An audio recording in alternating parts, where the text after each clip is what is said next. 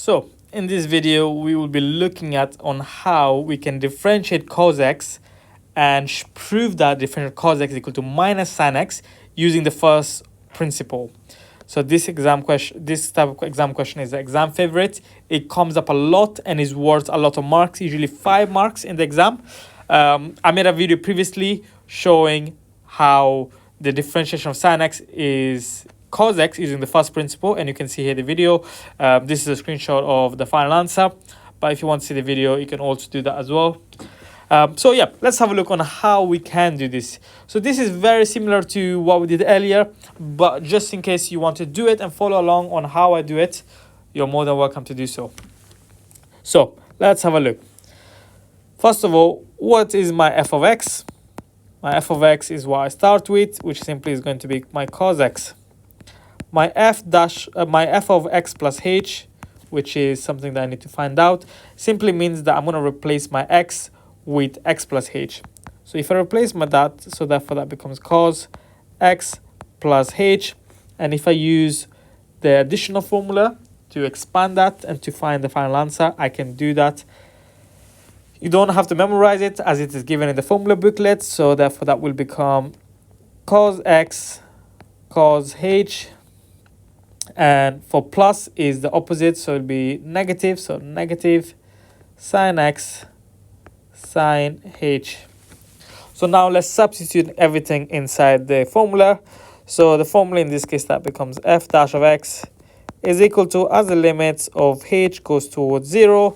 So my f of x plus h, in this case, I can rewrite simply as my cos x cos h minus sine x sine h. I'll put in a bracket to represent my f of x plus h, minus my f of x, which is simply going to be my cos x, and that's going to be all over h. So as my limits of h goes towards 0, so this simplifies down to we can get all the like terms together, and in this case here, again, the like terms will be this part and that part, as they both have cos into it. So I'm going to group them together and then have a look at it from there. So I can rewrite this as my cos x cos h minus cos x minus sine x sine h. And again, this is all over h. So I just rewritten it in a different order. And then next step I can do is, because they're all over the same denominator, I can split it up into 2 parts, where one of the fractions is going to be with sine x and sine h, and the other one is going to be with this part here, cos x cos h minus cos x. So if I do this again, so there'll be limits of h goes towards 0, and this part here now can be written as cos x cos h minus cos x all over h minus sine x sine x sine h all over h. The next part is just going to factorize it and rewrite in a different way. So as the limit of h goes towards 0, I can take a factor of cos x out from here, as these 2 parts have cos x. So I can rewrite this as cos x brackets, I'm left with cos h minus 1 all over h, minus, I can take a factor of sine x out, leaving with my sine h over h. So now what we can do is, as h goes towards 0, what happens if you use a small angle approximation?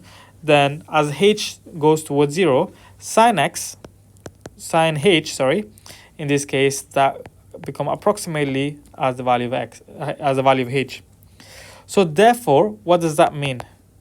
That sine h over h can be rewritten as h over h, which is simply going to be 1. Very similarly, as h towards 0, cos h can be rewritten as 1 minus a half h squared. So therefore, cos h minus 1 over h can be rewritten as 1 minus a half h squared minus 1 all over h.